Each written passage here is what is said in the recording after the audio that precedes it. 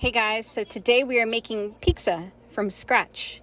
Everything fresh. I left a list of ingredients you will need at the end of this video. We plan to first work on the sauce. I used fresh heirloom tomatoes from my garden. I actually let them sit on the counter for a week. I peeled off the skin without cooking them or even roasting them, nothing. The skin came right off. We're gonna add those tomatoes into a pan. I smashed it with my hands. I added basil, minced garlic, and some brown sugar and olive oil. That's it.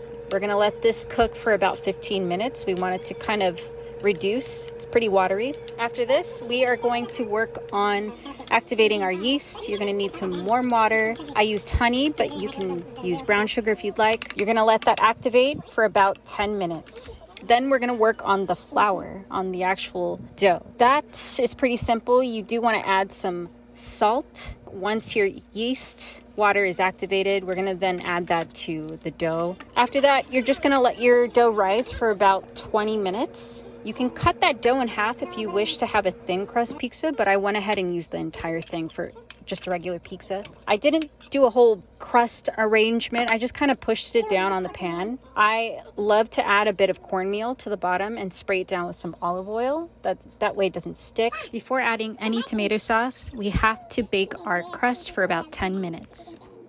I went for some turkey pepperoni. If you want just regular pepperoni, you could totally do that. Or a margarita pizza, pineapples, which I would have done, but I'm sharing this with somebody else. I make sure to drizzle a bit of olive oil before I add my cheese.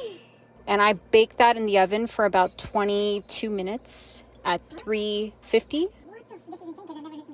This recipe was so easy to make, guys. I can't believe how simple it is to make pizza at home. And it's so fresh. I'm so glad I got to use my tomatoes. When it comes to the cheese, I went for an Italian mix cheese. So it's a mixture of Parmesan cheese, Romano cheese, Reggiano. We had some mozzarella in that too. The purpose of my recipes is to learn how to bake and cook all from scratch. Nothing store-bought except for those ingredients. This delicious gourmet pizza would easily cost you about $28 outside. We spent about $2 on this entire pizza. I garnished the pizza with some fresh basil from the garden and some honey and a cider ranch. Tasted amazing. I hope you guys enjoyed this recipe.